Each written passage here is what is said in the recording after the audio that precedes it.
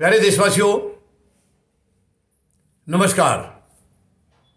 जैसे कि मैंने आपको पिछले पार्ट में बताया है, पार्ट 1 में, ये बच्ची जो अंकिता भंडारी का बैकग्राउंड थोड़ा सा कैसे कैसे वो गरीब परिवार से आकर के कैसे नौकरी ज्वाइन की। तो मैंने आपको बताया था ये होटल का जो मालिक था, रिसोर्ट का जो मालिक था, बीजेपी के राजनीतिज्ञ का बेटा, बहुत ही शातिर दिमाग का था और इसने इम्प्रेस करने के लिए वो हरकत कराई थी जो मैंने आपको अभी बताई थी किसी कस्टमर के थ्रू। अब उस बच्ची ने अपने फ्रेंड को भी लिखा कि मैं बहुत सही जगह हूँ, I think I am fully secure, लेकिन वो उसकी चाल थी।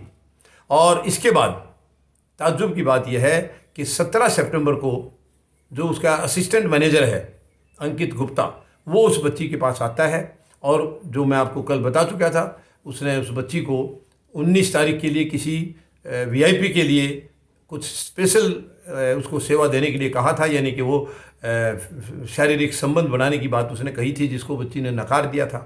इसके बाद बच्ची बहुत अपसेट हो गई है, यानी उसने सारी ऑफ़र दी हैं कि तुम दुनिया भर का पैसा कमाओगी, जो मांगोगी वो मिलेगा, ये वो काफ़ी। बच्ची ने ये सीधा सीधा कह दिया था कि मैं गरीब परिवार से ज़रूर आती हूँ, लेकिन इज्जत का सौदा नहीं करती। और इसके बाद बच्ची का भी ये मन बन चुका था कि अब तुम यहाँ नहीं रह पाओगी। अपने दोस्त को भी लिख दिया था कि आई एम फीलिंग इनसिक्योर और मुझे शायद यहाँ से जाना होगा। इस किस्म की उसकी प्लानिंग हो गई थी। 18 सितंबर को उसने वहाँ के कुक को, रसोइये को फ़ोन किया कि तुम मेरा बैग यहाँ फलां जगह लेके आ जाओ। वो बैग जब लेके आया तो उसको वो नहीं मिली थी, लड़की नहीं मिली है। और ये जो शातिर दिमाग का जो रिजॉर्ट का मालिक था, उसने कहा कि तुम शायद कुछ अपसेट लग रही हो, माइंड तुम्हारा कुछ चिंता में है, टेंशन में है, चलो हम कहीं घूम के आएंगे, तुम्हें घुमा के लाता हूँ। और वो बच्ची इनकी चाल को समझ नहीं पाई और इनके साथ वो घूमने चली गई। और घूमने जाने के बाद वो जो भी था, मैंने कल भी कुछ थोड़ा सा बताया था आपको, और वहाँ से वापसी में वो नदी के किनारे आकर के इनकी कुछ कहा सुनी हुई है, कुछ बातें वहाँ हो रही थी। इसके बाद इन्होंने उस बच्ची को नहर में फेंक दिया था। आने के बाद साजिश के तहत इन्होंने बताया कि नहीं, वो बस गोलमोल करते रहे, इधर है उधर है, यानी इस किस्म की साजिश इस बच्ची के साथ हुई थी। ये देखा जाए, बच्ची ने अपनी जान दे दी, लेकिन अपनी अस्मिता का सौदा नहीं किया। ये बहुत बहादुर बच्ची थी और ऐसी बच्ची को ज़िंदा रहना चाहिए था। ऐसी बच्ची की समाज में ज़रूरत है जो ऐसे दरिंदों को सबक सिखाए। लेकिन अब अफसोस की बात यह है कि जो रिसोर्ट को तोड़ा गया है, यानी अंकिता जिस रूम में रहती थी उसको बुलडोज़र चढ़ा दिया उसके ऊपर। और ताज्जुब की बात तो यह है कि उसकी जिम्मेवारी कोई नहीं ले रहा है। प्रशासन कह रहा है हमने कोई आदेश नहीं दिया। तो आखिर वो बुलडोज़र क्यों चला, किसने चलवाया?